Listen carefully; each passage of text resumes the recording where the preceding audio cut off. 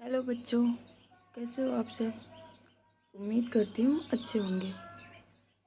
चलिए आज हम शुरू करते हैं क्लास 6 के इतिहास यानी सामाजिक विज्ञान का जो हमारे अतीत के बारे में है उसको शुरू करते हैं।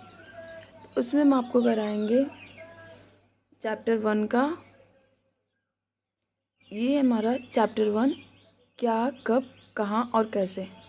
इसके जो आंतरिक प्रश्न हैं उसको हम कराएंगे, फिर उसके बाद हम इस पुस्तक के जो प्रश्न हैं उसको हम कराएंगे।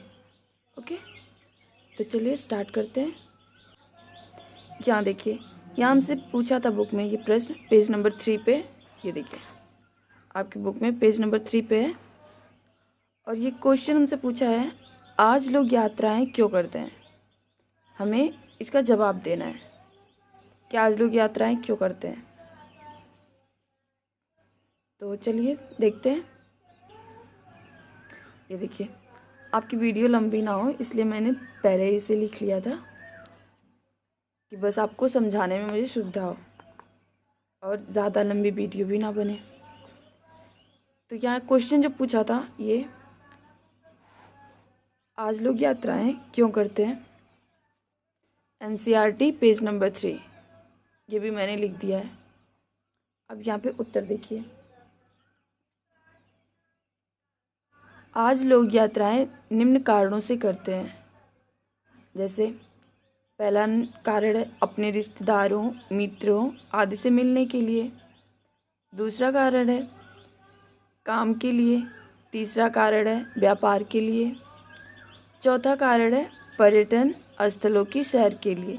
जैसे हम लोग घूमने जाते हैं, आप सब भी जाते होंगे घूमने, इसे भी तो यात्रा ही कहते हैं। आप अपने मम्मी पापा के साथ अपने नानी के घर जाते हैं उनसे मिलने के लिए, वो भी हमारी यात्रा में शामिल है। और आपके पापा काम करने के लिए जाते हैं या जॉब करते हैं तो वो भी काम है, और काम के लिए जाते हैं जहाँ, उसे भी हम यात्राएं कहते हैं। और व्यापार के लिए, जैसे व्यापार के लिए लोग देश विदेश या एक राज्य से दूसरे राज्य में जाते हैं, उसे भी हम यात्रा कहते हैं। ओके, आई होप कि आपको समझ में आया होगा। अब क्वेश्चन नंबर 2, ये भी हमारी बुक का है पूछा हुआ, मैं दिखा देती हूँ आपको। NCERT पेज नंबर 5 पे है। ये देखिए, ये वाला क्वेश्चन मैं यहीं से ली हूँ। क्या तुम बता सकते हो कि कठोर सतह पर लेख लिखवाने के क्या लाभ थे। ऐसा करवाने में क्या क्या कठिनाइयाँ आती थी। ये देखिए NCERT पेज नंबर 5, यानी आपकी NCERT बुक के पेज नंबर 5 पे। तो यहाँ पे देखिए वही क्वेश्चन है ना, ये क्वेश्चन, और ये आपका पेज नंबर 5। तो ये क्वेश्चन है, क्या तुम बता सकती हो कि कठोर सतह पर लेख लिखवाने की क्या लाभ थे और ऐसा करवाने से क्या क्या कठिनाइयाँ आती थी, ये हमें बताना है। तो चलिए, ये भी मैंने पहले से लिख रखा है, मैं आपको बता रही हूँ। तो यहाँ पे हमने लिखा है ना, क्या तुम बता सकती हो कि कठोर सतह पर लेख लिखवाने की क्या लाभ थे, ऐसा करवाने से क्या क्या कठिनाइयाँ आती थी। तो चलिए इसका हम उत्तर देखते हैं। पहला रीज़न है, कठोर सतह पर लेख लिखवाने को लंबे समय तक सुरक्षित रखा जा सकता है। अगर हम किसी पत्थर पे या आपके घर पे बर्तन होंगे स्टील के, वहाँ पे देखते होंगे आपकी मम्मी जो है वो वहाँ पे नाम लिखवा देती हैं, किसी किसी का नाम लिखवा देते हैं उस बर्तन पे। तो वो ठोस होता है, कठोर होता है, और उस पे जो लिखा रहता है वो बहुत दिन तक रहता है, वो मिटता नहीं है। इसलिए लोग कठोर सतह पर लेख लिखवा देते और वो लंबे समय तक सुरक्षित रहता था। यहाँ पे देखिए लिखा है ना कि लंबे समय तक सुरक्षित रखा जा सकता है, क्योंकि ये लेख आसानी से नहीं मिट पाते थे। हाँ, और दूसरा रीज़न है, हम अभिलेखों के माध्यम से अपने अतीत की जानकारियाँ प्राप्त करते हैं। बहुत पहले का वो जो अभिलेख लिखा रहता है, अभिलेख मतलब जो पत्थरों पे लिखा हुआ जो चीज़ें रहती थी, उससे हमें पता चलता था कि हाँ मतलब हमारे अतीत में क्या हुआ था, मतलब जो हमारा बीत गया कल उसमें क्या हुआ था, तब की राजा लोग लिखवाते थे ऐसा लेख। तो उससे हमें अपने अतीत के बारे में जानकारी प्राप्त होती है। और तीसरा कारण है कठोर सतह पर लिखना कठिन कार्य था, जिसे लिखने में अधिक समय लगता होगा। तो सही बात है, कठोर सतह पर लिखने में तो प्रॉब्लम तो होगी, इसे लिखने में समय भी अधिक लगता था। तो ये हमारे 3 रीज़न हैं। इसमें कठिनाइयाँ क्या आती थी ये मैंने आपको बता दिया। ओके, अब नेक्स्ट देखते हैं। ये देखिए क्वेश्चन नंबर 3 है हमारा, क्या पुरातत्वविदों को बहुधा कपड़ों के अवशेष मिले होंगे या मिलते होंगे? ये है हमारा एनसीईआरटी की बुक का पेज नंबर 6। ये भी मैं क्वेश्चन आपको बुक में दिखा देती हूँ। ये देखिए आपकी बुक में ये क्वेश्चन पूछा हुआ है, क्या पुरातत्वविदों को बहुधा कपड़ों के अवशेष मिलते होंगे? ये हमें बताना है। और ये देखिए आपका ये पेज नंबर 6 पे है। ओके, अब देखते हैं मिलते थे कि नहीं मिलते थे।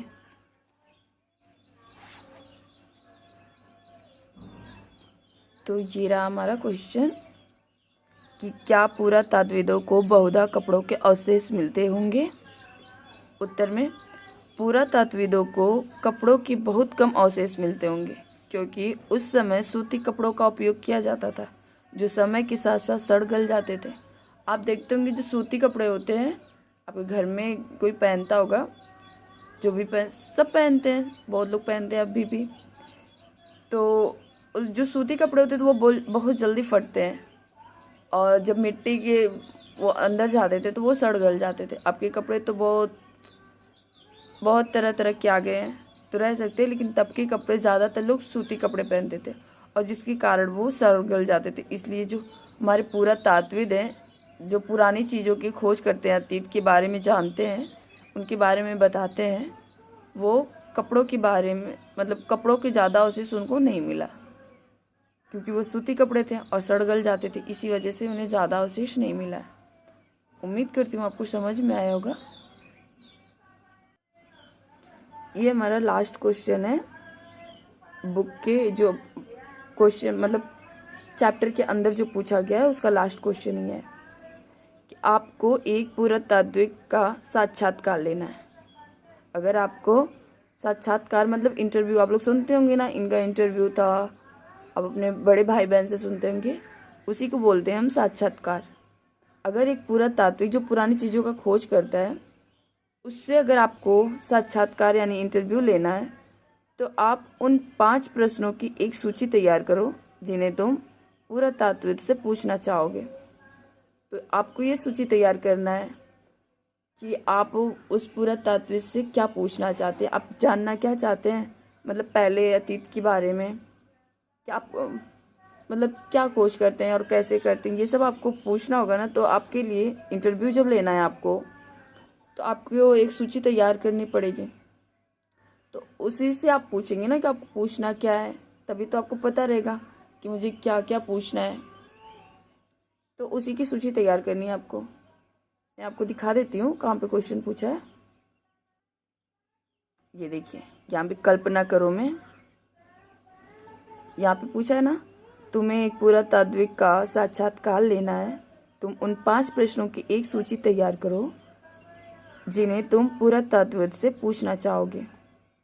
तो हमें तैयार करना है, आपको तैयार करना है, मैं आपको बता देती हूँ, आप ऐसे समझ लीजिए कैसे तैयार करना है इसको, आप क्या क्या पूछ सकते हैं।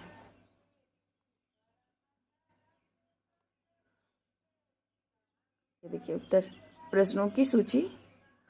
पहला क्वेश्चन हम पूछेंगे, पुरातत्वविद अतीत में बनी तथा प्रयोग में लाई वस्तुओं का अध्ययन क्यों करते हैं।